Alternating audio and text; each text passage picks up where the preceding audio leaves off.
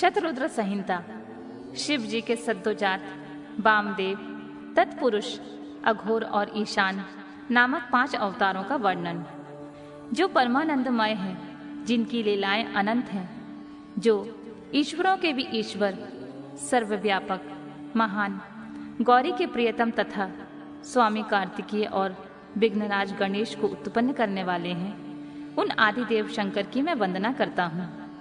शौनक जी ने कहा, महाभाग सूत जी, आप तो पुराण कर्ता, व्यास जी के शिष्य तथा ज्ञान और दया की निधि हैं। अतः अब आप शंभु के उन अवतारों का वर्णन कीजिए जिनके द्वारा उन्होंने सत्पुरुषों का कल्याण किया है।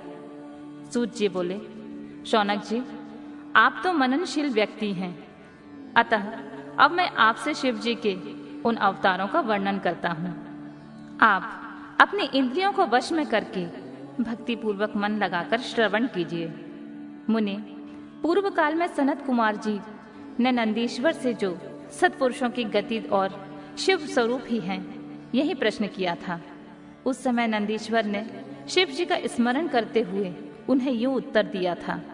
नंदीश्वर ने कहा, मुने, यूं तो सर्वव्यापी सर्वेश्वर शिव के कल्प कल्पांतरों में असंख्य अवतार हुए हैं, तथापि इस समय मैं अपनी बुद्धि के अनुसार उनमें से कुछ का वर्णन करता हूँ।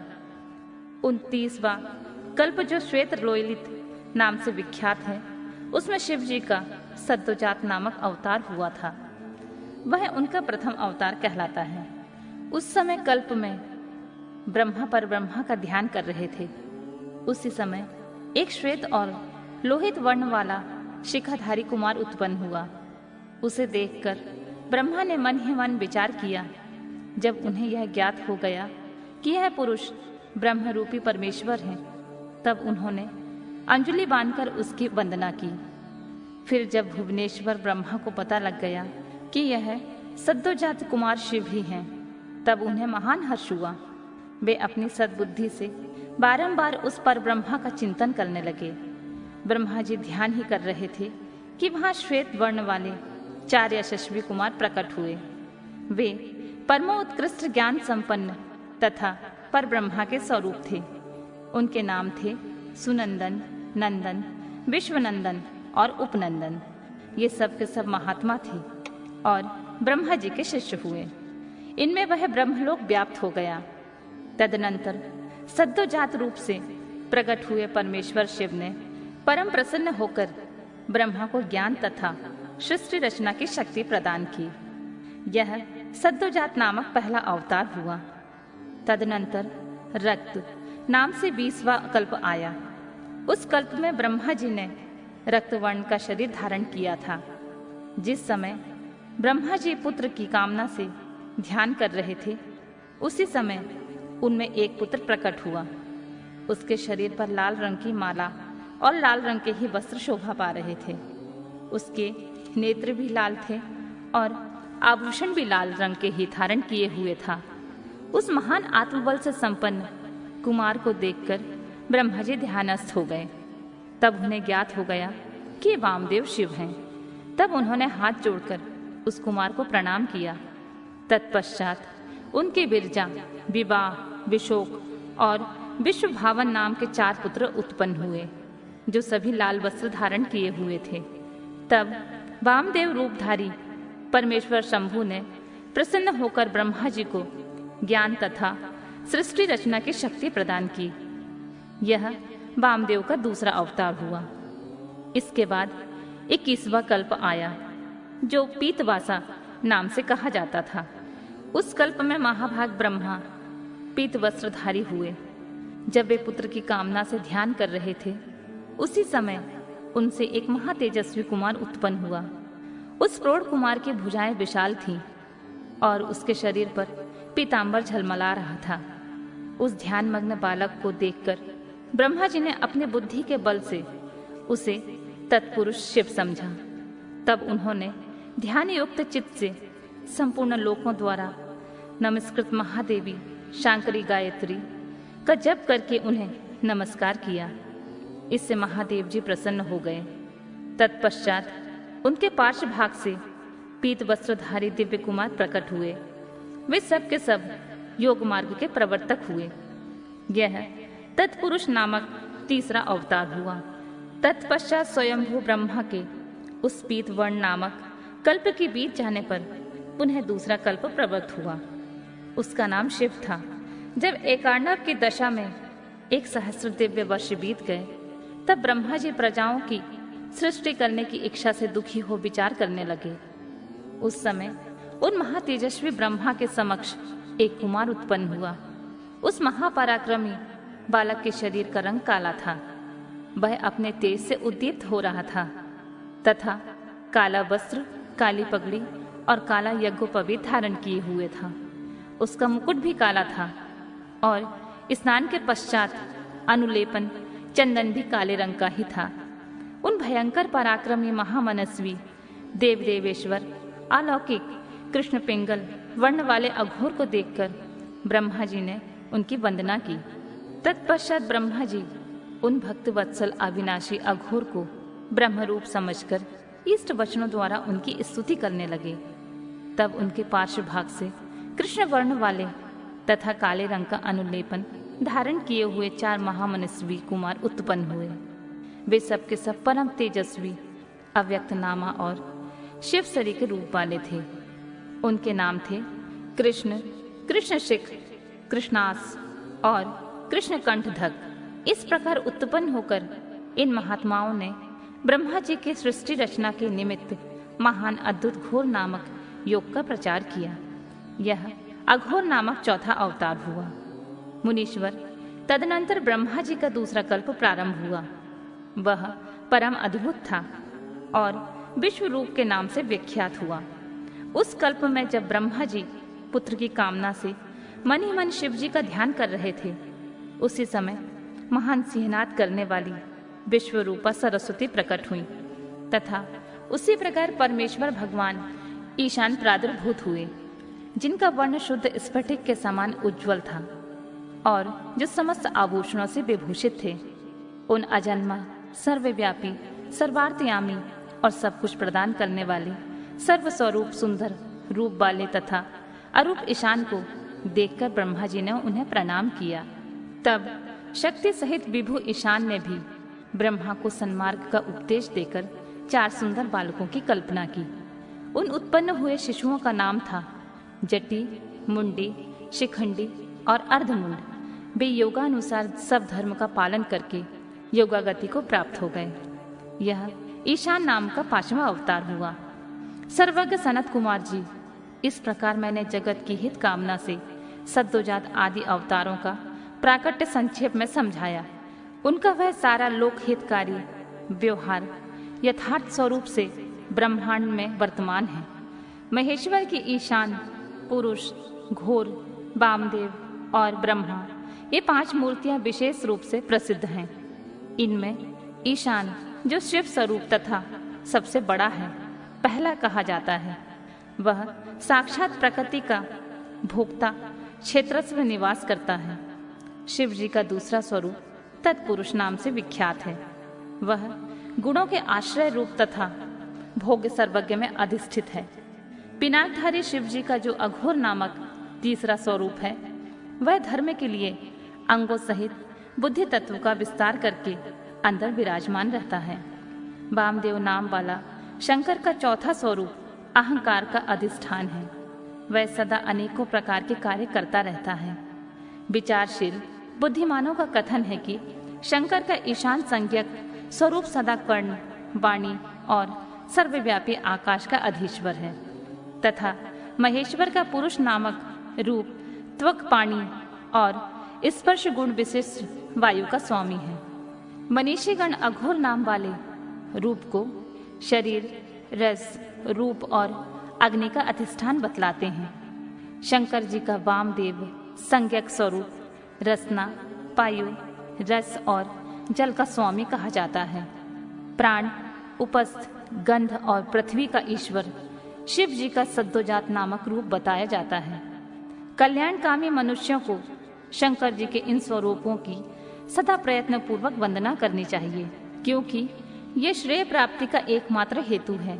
जो मनुष्य इन सद्योजात आदि अवतारों के प्राकट्य को पढ़ता है अथवा सुनता है, वह जगत में समस्त काम्य भोगों का उपभोग करके अंत में परम गति को प्राप्त होता है। शिव जी की अष्टमूर्तियों का तथा अर्धनारीश्वर रूप का सविस्तार वर्णन। नंदीश्वर कहते हैं, ऐश्वर्यशाली मुने, तुम तो महेश्वर के उन श्रेष्ठ अवतारों का वर्णन श्रवण करो जो लोकों में सबके संपूर्ण कार्यों को पूर्ण करने वाले अतएव सुखदाता हैं। तात, यह जगत में उन परमेश्वर शंभु की 8 मूर्तियों का स्वरूप ही है। जैसे सूत में मणियां पिरोई रहती हैं, उसी तरह यह विश्व उन अष्टमूर्तियों में व्याप्त होकर स्थित है। वे प्रसिद्ध 8 मूर्तियां ये हैं: शर्व, भव, रुद्र, उग्र, भीम, पशुपति, ईशान और महादेव। शिव जी की इन सर्व आदि अष्टमूर्तियों द्वारा पृथ्वी, जल, अग्नि, वायु, आकाश, क्षेत्रग्र, सूर्य और चंद्रमा अधिष्ठित हैं। शास्त्र का ऐसा निश्चय है कि कल्याणकर्ता महेश्वर का विशंबरात्मक रूप ही चराचर विश्व को धारण किए हुए है। परमात्मा शिव का सलिलात्मक रूप जो समस्त जगत को जीवन प्रदान करने वाला है, भव नाम से कहा जाता है, जो जगत के बाहर भीतर वर्तमान है और स्वयं ही विश्व का भरण पोषण करता तथा स्पंदित होता है। उग्र रूपधारी प्रभु के उस रूप को सत्पुरुष उग्र कहते हैं। महादेव का जो सबको अवकाश देने वाला सर्वव्यापी आकाशात्मक रूप है, उसे भीम कहते हैं। वह भूत वृंद का भेदक है। जो रूप समस्त आत्माओं का अधिष्ठान, संपूर्ण क्षेत्रों में निवास करने वाला है और जीवों के भव पाश का छेदक है, उसे पशुपति का रूप समझना चाहिए। महेश्वर का संपूर्ण जगत को प्रकाशित करने वाला जो सूर्य नामक रूप है, उसे ईशान कहते हैं। वह दुलोक में भ्रमण करता है। अमृतमयी रश्मियों वाला जो चंद्रमा संपूर्ण विश्व को आनंदित करता है, शिव का वह रूप महादेव नाम से पुकारा जाता है। आत्मा परमात्मा शिव का 8वां रूप है। यह मूर्ति अन्य मूर्तियों की व्यापिका है, इसलिए सारा विश्व शिवमय है। जिस प्रकार वृक्ष के मूल को सींचने से उनकी शाखाएं पुष्पित हो जाती हैं, उसी तरह शिव का पूजन करने से शिव स्वरूप विश्व परिपुष्ट होता है। जैसे इस लोक में पुत्र पौत्र आदि को प्रसन्न देखकर पिता हर्षित होता है, उसी तरह विश्व को भली भांति हर्षित देखकर शंकर को आनंद मिलता है। इसलिए यदि कोई भी देहधारी को कष्ट देता है तो निसंदेह मानो उसने अष्टमूर्ति शिव का ही अनिष्ट किया है। सनत कुमार जी, इस प्रकार भगवान शिव अपनी अष्टमूर्तियों द्वारा समस्त विश्व को अधिष्ठित करके विराजमान हैं। अतः तुम पूर्ण भक्ति भाव से उन परम कारण रुद्र का भजन करो। प्रिय सनत कुमार जी, अब तुम शिव जी के अनुपम अर्धनारीश्वर रूप का वर्णन सुनो। महाप्राज्ञ वह रूप ब्रह्मा की कामनाओं को पूर्ण करने वाला है। सृष्टि की आदि में जब सृष्टिकर्ता ब्रह्मा द्वारा रची हुई सारी प्रजाएं विस्तार को नहीं प्राप्त हुई, तब ब्रह्मा उस दुख से दुखी होकर चिंताकुल हो गए। उसी समय यूं आकाशवाणी हुई, ब्राह्मण अब मैथुनी सृष्टि की रचना करो। उस व्योम वाणी को सुनकर ब्रह्मा ने मैथुनी सृष्टि उत्पन्न करने का विचार किया, परंतु इससे पहले नारियों का कुल ईशान से प्रकट ही नहीं हुआ था। इसीलिए पतियोनि ब्रह्मा मैथुनी सृष्टि रचने में समर्थ न हो सके। तब वे यूं विचार करके कि शंभु की कृपा के बिना मैथुनी प्रजा उत्पन्न नहीं हो सकती, तब करने को उद्यत हुए। उस समय ब्रह्मा पराशक्ति शिवा सहित परमेश्वर शिव का प्रेम पूर्वक हृदय में ध्यान करके घोर तप करने लगे। तदनंतर तपोनुष्ठान में लगे हुए ब्रह्मा के उस तीव्र तप से थोड़े ही समय में शिव जी प्रसन्न हो गए। तब वे कष्टहारी शंकर पूर्ण सच्चिदानंद की कामदा मूर्ति में प्रविष्ट होकर अर्धनारीश्वर के रूप से ब्रह्मा के निकट प्रकट हो गए। उन देवादिदेव शंकर को पराशक्ति शिवा के साथ आया देखकर ब्रह्मा जी ने दंड की भांति भूमि पर लेटकर उन्हें प्रणाम किया और फिर वे हाथ जोड़कर उनकी स्तुति करने लगे। तब विश्वकर्ता देवादिदेव महादेव महेश्वर परम प्रसन्न होकर ब्रह्मा जी से मेघ की सी गंभीर वाणी में बोले, ईश्वर ने कहा, महाभागवत्स, मेरे प्यारे पुत्र पितामह, मुझे तुम्हारा सारा मनोरथ पूर्णतः ज्ञात हो गया है।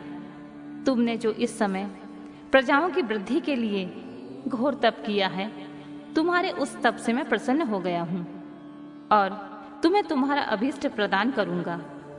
यूं स्वभाव से ही मधुर तथा परम उदार वचन कहकर शिव जी ने अपने शरीर के अर्धभाग से शिवा देवी को पृथक कर दिया। तब शिव से पृथक होकर प्रकट हुई उन परमा शक्ति को देखकर ब्रह्मा विनम्र भाव से प्रणाम करके उनसे प्रार्थना करने लगे। ब्रह्मा जी ने कहा, शिवे, सृष्टि के प्रारंभ में तुम्हारे पति देवाधिदेव परमात्मा शंभु ने मेरी सृष्टि की थी और मेरे द्वारा सारी प्रजाओं की रचना की थी। शिवे, तब मैंने देवता आदि समस्त प्रजाओं की मानसिक सृष्टि की थी, परंतु बारंबार रचना करने पर भी उनकी वृद्धि नहीं हो रही है। अतः अब मैं स्त्री पुरुष के समागम से उत्पन्न होने वाली सृष्टि का निर्माण करके अपनी सारी प्रजाओं की वृद्धि करना चाहता हूँ, किंतु अभी तक तुमसे अक्षय नारी कुल का प्राकट्य नहीं हुआ है। इस कारण नारी कुल की सृष्टि करना मेरी शक्ति के बाहर है। चूंकि सारी शक्तियों का उद्गम स्थान तुम ही हो, इसलिए मैं तुम अखिलेश्वरी परमा शक्ति से प्रार्थना करता हूँ। शिवे, मैं तुम्हें नमस्कार करता हूँ। तुम मुझे नारी कुल की सृष्टि करने के लिए शक्ति प्रदान करो, क्योंकि शिव प्रिय, इसी को तुम चराचर जगत की उत्पत्ति का कारण समझो। वरदेश्वरी, मैं तुमसे एक और वर की याचना करता हूँ। जगत माते, कृपा करके उसे भी मुझे दीजिए। मैं तुम्हारे चरणों में नमस्कार करता हूँ। वह वर यह है, सर्वव्यापिनी जगत जननी, तुम चराचर जगत की वृद्धि के लिए अपने एक सर्वसमर्थ रूप से मेरे पुत्र दक्ष की पुत्री हो जाओ। ब्रह्मा द्वारा यूं याचना किए जाने पर परमेश्वरी देवी शिवा ने तथास्तु ऐसा ही कहकर वह शक्ति ब्रह्मा को प्रदान कर दी। सुंदरा जगत जननी शिव शक्ति शिवा देवी ने अपनी भुवों के मध्य भाग से ही अपने ही समान प्रभावशाली एक शक्ति की रचना की। उस शक्ति को देखकर देवश्रेष्ठ भगवान शंकर, जो लीलाकारी, कष्टहारी और कृपा के सागर हैं, हंसते हुए जगदम्बिका से बोले। शिव ने कहा, देवी, परमेष्ठी ब्रह्मा ने तपस्या द्वारा तुम्हारी आराधना की है, अतः अब तुम उन पर प्रसन्न हो जाओ और उनका सारा मनोरथ पूर्ण करो। तब शिवा देवी ने परमेश्वर शिव की उस आज्ञा को सिर झुकाकर ग्रहण किया और ब्रह्मा के कथानुसार दक्ष की पुत्री होना स्वीकार कर लिया। मुनि, इस प्रकार शिवा देवी ब्रह्मा को अनुपम शक्ति प्रदान करके शंभु के शरीर में प्रविष्ट हो गई। तत्पश्चात भगवान शंकर भी तुरंत ही अंतर ध्यान हो गए। तभी से इस लोक में स्त्री भाग की कल्पना हुई और मैथुनी सृष्टि चल पड़ी। इससे ब्रह्मा को महान आनंद प्राप्त हुआ। तात, इस प्रकार मैंने तुमसे शिव जी के महान अनुपम अर्धनारीश्वर रूप का वर्णन कर दिया है। यह सत्पुरुषों के लिए मंगलदायक है। बराह कल्प में होने वाले शिव जी के प्रथम अवतार से लेकर नवम ऋषभ अवतार तक का वर्णन। नंदीश्वर कहते हैं, सर्वज्ञ सनत कुमार जी, एक बार रुद्र ने हर्षित होकर ब्रह्मा जी से शंकर जी के चरित्र का प्रेम पूर्वक वर्णन किया था। वह चरित्र सदा परम सुखदायक था, उसे तुम श्रवण करो। वह चरित्र इस प्रकार है। शिव जी ने कहा, ब्राह्मण, बराह कल्प के 7वें मनवंतर में संपूर्ण लोकों को प्रकाशित करने वाले भगवान कल्पेश्वर, जो तुम्हारे प्रपोत्र हैं, वैवस्वत मनु के पुत्र होंगे। तब उस मनवंतर की चतुर्योगियों के किसी द्वापर युग में मैं लोकों पर अनुग्रह करने तथा ब्राह्मणों के हित के लिए प्रकट होऊंगा। ब्राह्मण युक्त प्रवृत्तियों के अनुसार उस प्रथम चतुर्योगी के प्रथम द्वापर युग में जब प्रभु स्वयं ही व्यास होंगे, तब मैं उस कलियुग के अंत में ब्राह्मणों के हितार्थ शिवा शक्ति श्वेत नामक महामुनि होकर प्रकट होऊंगा। उस समय हिमालय के रमणीय शिखर छागल नामक पर्वत श्रेष्ठ पर मेरे शिखाधारी 4 शिष्य उत्पन्न होंगे। उनके नाम होंगे श्वेत, श्वेतसिक, श्वेताश्व, और श्वेत लोहित, वे चारों ध्यान योग के आश्रम से मेरे नगर में जाएंगे। वहां वे मुझे अविनाशी को तत्वतः जानकर मेरे भक्त हो जाएंगे तथा जन्म, जरा और मृत्यु से रहित होकर पर ब्रह्मा की समाधि में लीन रहेंगे। वत्स पितामह, उस समय मनुष्य ध्यान के अतिरिक्त दान, धर्म आदि कर्म हेतु तक का साधनों द्वारा मेरा दर्शन नहीं पा सकेंगे। दूसरे द्वापर में प्रजापति सत्यव्यास होंगे। उस समय मैं कलयुग में सुतार नाम से उत्पन्न होऊंगा। वहां भी मेरे दुंदुभी, शतरूप, हर्षिक तथा केतुमान नामक 4 वेदवादी द्विज शिष्य होंगे। वे चारों ध्यान योग के बल से मेरे नगर को जाएंगे और मुझ अविनाशी को तत्वतः जानकर मुक्त हो जाएंगे। तीसरे द्वापर में जब भार्गव नामक व्यास होंगे, तब मैं भी नगर के निकट ही दमन नाम से प्रकट होऊंगा। उस समय भी मेरे विशोक, विशेष, विपाप और पापनाशन नामक 4 पुत्र होंगे। चतुरानन, उस अवतार में भी मैं शिष्यों को साथ लेकर व्यास की सहायता करूंगा और कलयुग में निवृत्ति मार्ग को सुदृढ़ बनाऊंगा। चौथे द्वापर में जब अंगिरा व्यास कहे जाएंगे, उस समय मैं सुहोत्र नाम से अवतार लूंगा। उस समय भी मेरे 4 योग साधक महात्मा पुत्र होंगे। ब्राह्मण, उनके नाम होंगे समुख, दुर्मुख, दुर्दुम और दुरितिक्रम। उस अवसर पर भी इन शिष्यों के साथ में व्यास जी की सहायता में लगा रहूंगा। 5वें द्वापर में सरिता व्यास नाम से कहे जाएंगे। तब मैं कंक नामक महातपस्वी योगी होऊंगा। ब्राह्मण, वहां भी मेरे 4 योग साधक महात्मा पुत्र होंगे। उनके नाम बतलाता हूँ, सुनो।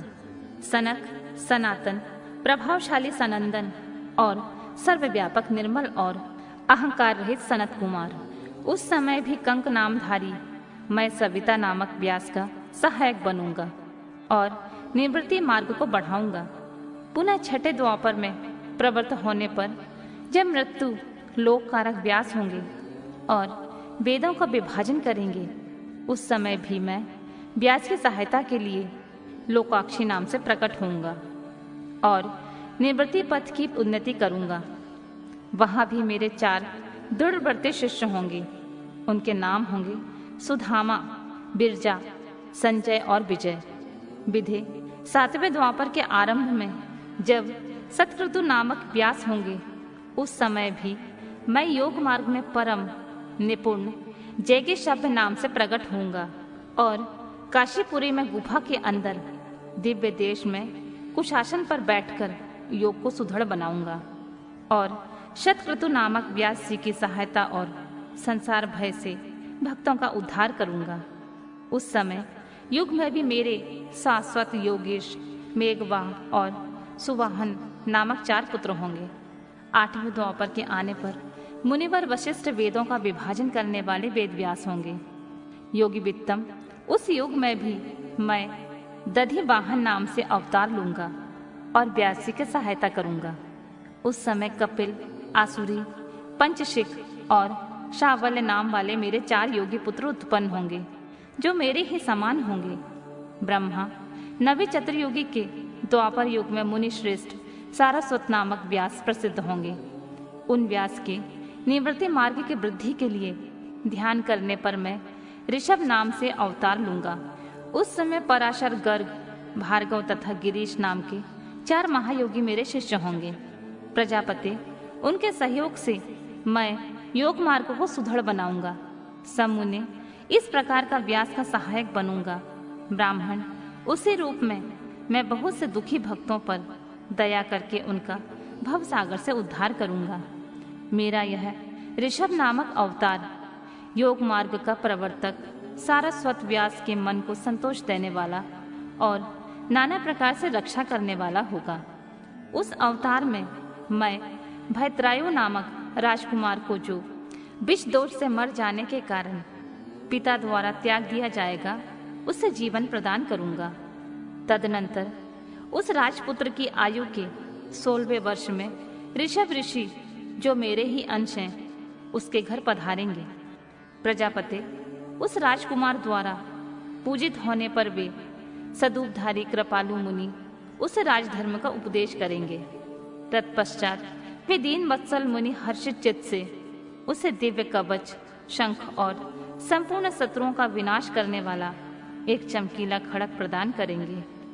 फिर कृपा पूर्वक उसके शरीर पर भस्म लगाकर उसे 12,000 हाथियों का बल भी देंगे।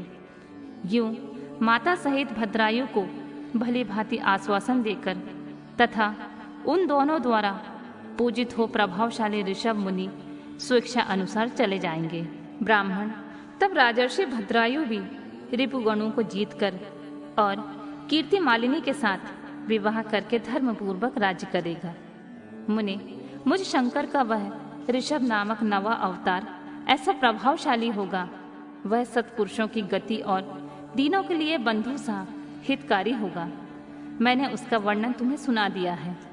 यह ऋषभ चरित्र परम पावन, महान तथा स्वर्ग यश और आयु को देने वाला है, अतः इसे प्रयत्न पूर्वक सुनाना चाहिए।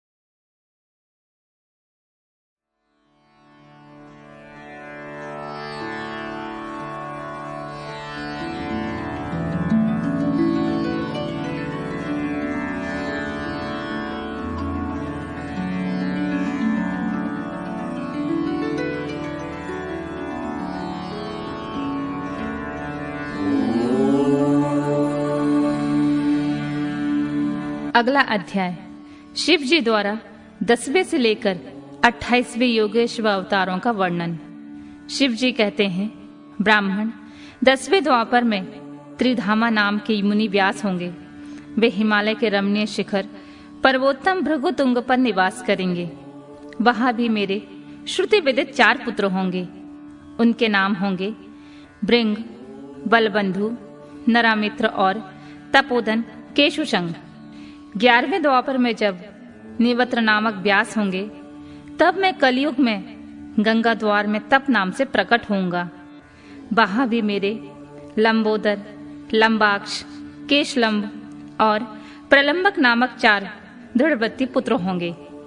12वीं चतुर्युगी के द्वापर युग में शततेजा नाम के व्यास होंगे। उस समय में द्वापर के समाप्त होने पर कलयुग में हेमकुंजक में जाकर अत्रि नाम से अवतार लूंगा और व्यास जी की सहायता के लिए निमत्री मार्ग को प्रतिष्ठित करूंगा। महामुनि, वहां भी मेरे सर्वज्ञ, समबुद्धि, साध्य और शर्व नामक 4 उत्तम योगी पुत्र होंगे। 13वें द्वापर युग में जब धर्म स्वरूप नारायण व्यास होंगे, तब मैं पर्वत श्रेष्ठ गंधमादन पर बालखिल्य आश्रम में महामुनि बलि के नाम से उत्पन्न होऊंगा। वहां भी मेरे सुदामा, कश्यप, वशिष्ठ और विरजा नामक 4 सुंदर पुत्र होंगे। 14वीं चतुर्युगी के द्वापर युग में जब रक्ष नामक व्यास होंगे, उस समय में अंगिरा के वंश में गौतम नाम से उत्पन्न होऊंगा। उस कलयुग में भी अत्रि, वशद, श्रवण और श्रविष्टक मेरे पुत्र होंगे।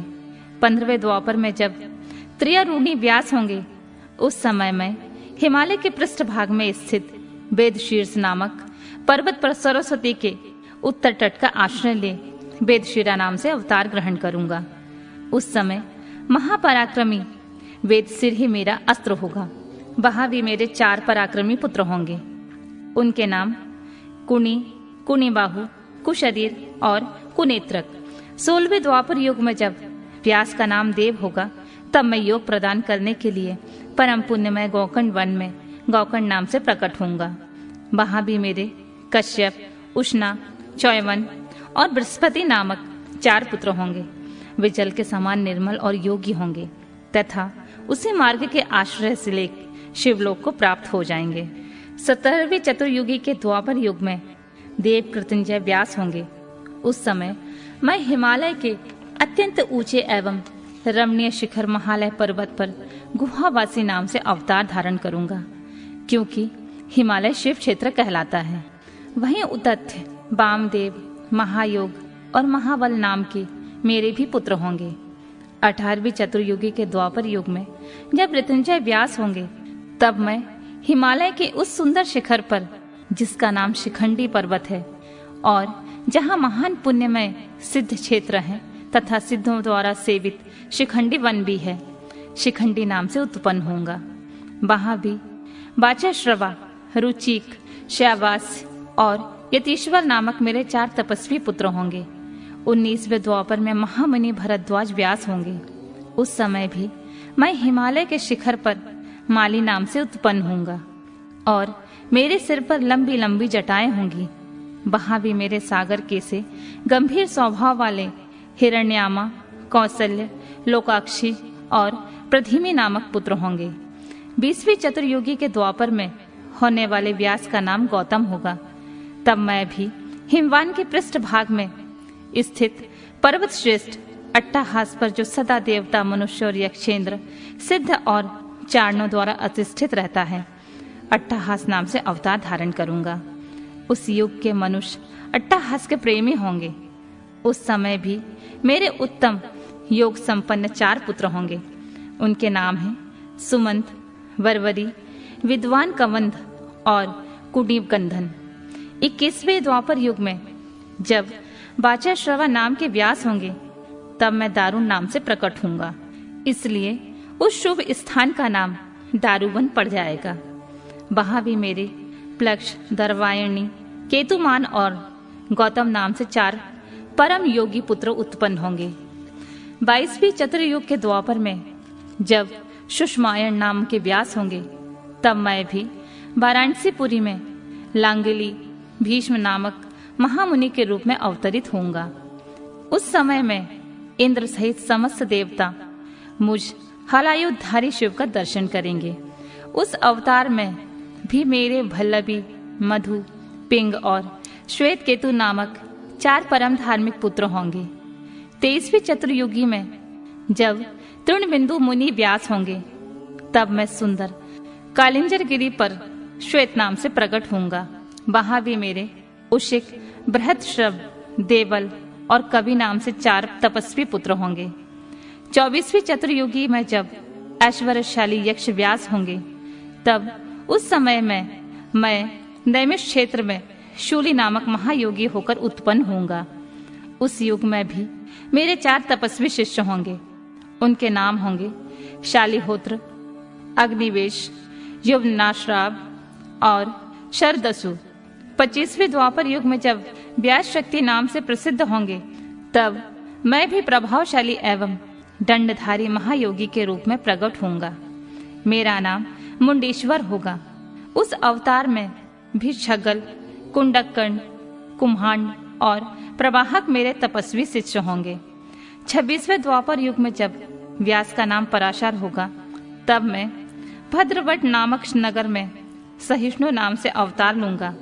उस समय भी उलूक, विद्युत, शंभुक और आश्रलायन नाम वाले 4 तपस्वी शिष्य होंगे। 27वें द्वापर में जब जातुकर्ण व्यास होंगे, तब मैं भी प्रभा सतीर्थ में सोम शर्मा नाम से प्रकट होऊंगा। वहां भी अक्षपाद, कुमार, उलूक और वत्स नाम से प्रसिद्ध मेरे 4 तपस्वी शिष्य होंगे। 28वें द्वापर में जब भगवान श्री हरि पराशर के पुत्र रूप में द्वैपायन नामक व्यास होंगे, तब पुरुषोत्तम श्री कृष्ण अपने छठे अंश से वसुदेव के श्रेष्ठ पुत्र के रूप में उत्पन्न होकर वासुदेव कहलाएंगे। उसी समय योगात्मा मैं भी लोगों को आश्चर्य में डालने के लिए योग माया के प्रभाव से ब्रह्मचारी का शरीर धारण करके प्रकट होऊंगा। फिर शमशान भूमि में मृतक रूप से पड़े हुए अविच्छिन्न शरीर को देखकर मैं ब्राह्मणों के हित साधन के लिए योग माया के आश्रय से उसमें घुस जाऊंगा और फिर तुम्हारे तथा विष्णु के साथ मेरुगिर की पुण्यमयी दिव्य गुहा में प्रवेश करूंगा। ब्राह्मण, वहां मेरा नाम लकुली होगा। इस प्रकार मेरा यह काया अवतार उत्कृष्ट सिद्ध क्षेत्र कहलाएगा। और जब तक पृथ्वी कायम रहेगी तब तक लोक में परम विख्यात रहेगा।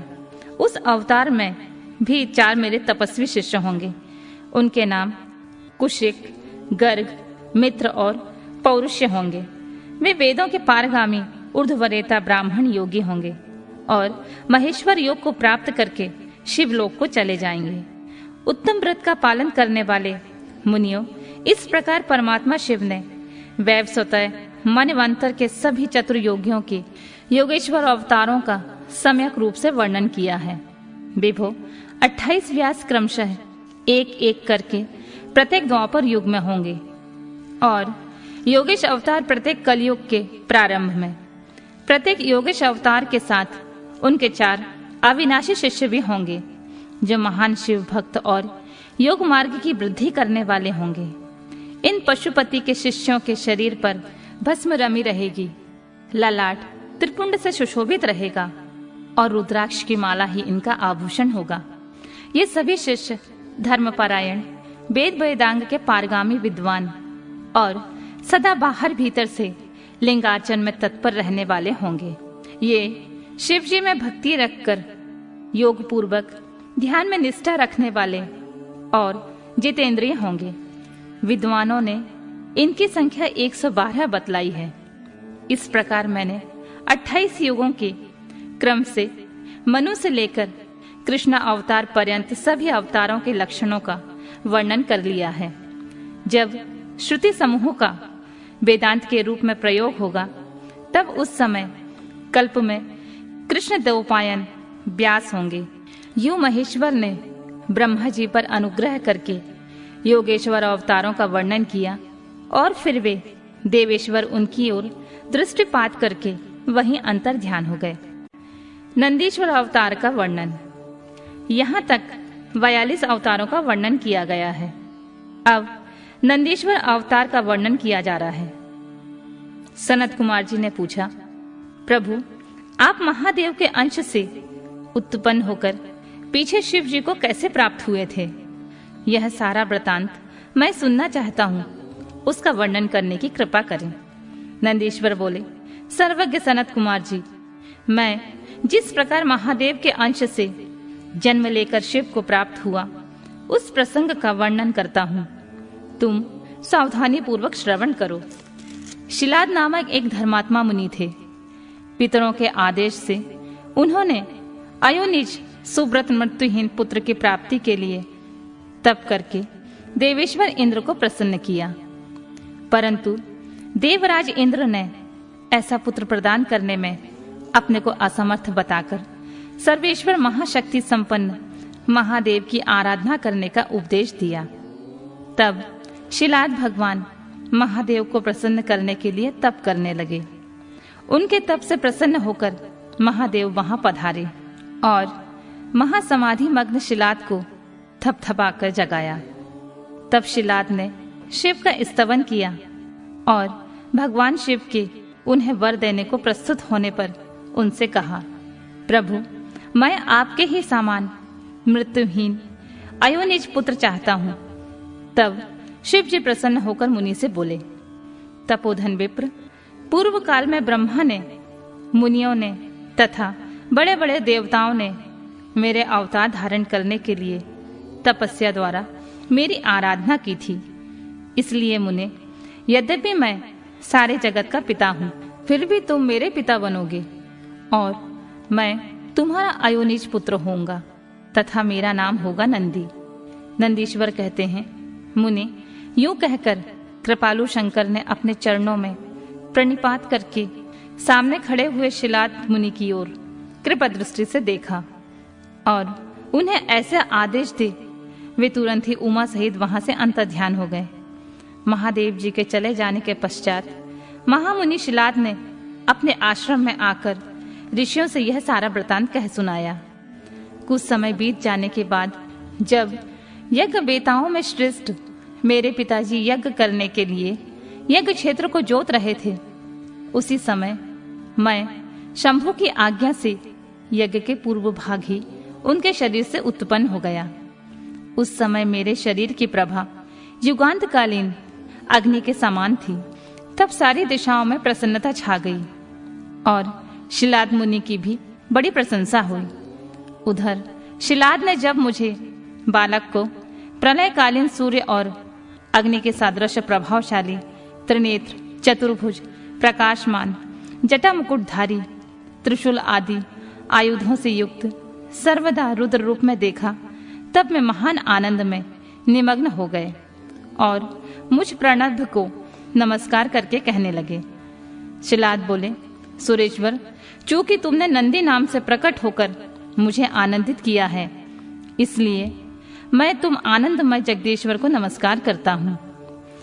नंदीश्वर जी कहते हैं, मुने, तदनंतर जैसे निर्धन को निधि प्राप्त हो जाने से प्रसन्नता होती है, उसी प्रकार मेरी प्राप्ति से हर्षित होकर पिताजी ने महेश्वर की भली भांति वंदना की और फिर मुझे लेकर वे शीघ्र ही अपने पर्णशाला को चल दिए।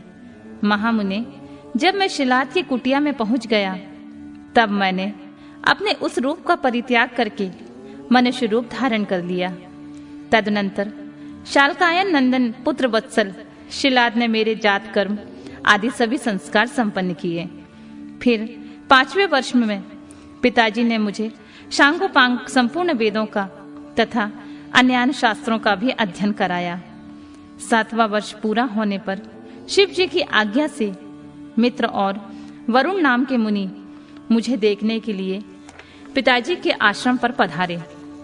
शिलाद मुनि ने उनकी पूरी आभा भगत की। जब वे दोनों महात्मा मुनीश्वर आनंद पूर्वक आसन पर विराज गए, तब मेरी ओर बारंबार निहार कर बोले।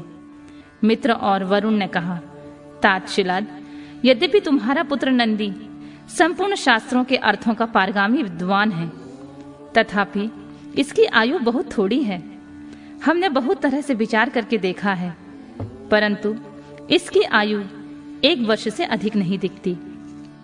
उन विप्रवरों के यूं कहने पर पुत्र वत्सल शिलाद नंदी को छाती से लगाकर दुखार्त होकर फूट फूट कर रोने लगे। तब पिता और पितामह को मृतक की भांति भूमि पर पड़ा हुआ देख नंदी शिव जी की चरण कमलों का स्मरण करके प्रसन्नता पूर्वक पूछने लगा, पिताजी, आपको कौन सा ऐसा दुख आ पड़ा है जिसके कारण आपका शरीर कांप रहा है और आप रो रहे हैं? आपको वह दुख कहां से प्राप्त हुआ है? मैं इसे ठीक ठाक कर जानना चाहता हूँ।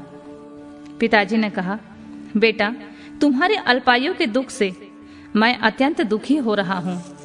तुम ही बताओ, मेरे इस कष्ट को कौन दूर कर सकता है? मैं उसकी शरण को ग्रहण करूं। पुत्र बोला, पिताजी, मैं आपके सामने शपथ करता हूं और यह बिल्कुल सत्य बात कह रहा हूं कि चाहे देवता, दानव, यम, काल तथा अन्य प्राणी ये सब के सब मिलकर मुझे मारना चाहे, तो भी मेरी बाल्यकाल में मृत्यु नहीं होगी। अतः आप दुखी मत हो। पिताजी ने पूछा, मेरे प्यारे लाल, तुमने ऐसा कौन सा तप किया है अथवा तुम्हें ऐसा कौन सा ज्ञान, योग या ऐश्वर्य प्राप्त है जिसके बल पर तुम इस दारुण दुख को भी नष्ट कर दोगे? पुत्र ने कहा, तात, मैं ना तो तप से मृत्यु को हटाऊंगा और ना विद्या से। मैं महादेव जी के भजन से मृत्यु को जीत लूंगा। इसके अतिरिक्त अन्य कोई उपाय नहीं है। नंदीश्वर कहते हैं, मुने, यूं कहकर मैंने सिर झुकाकर पिताजी के चरणों में प्रणाम किया और फिर उनकी प्रदक्षिणा करके उत्तम वन की राह ली।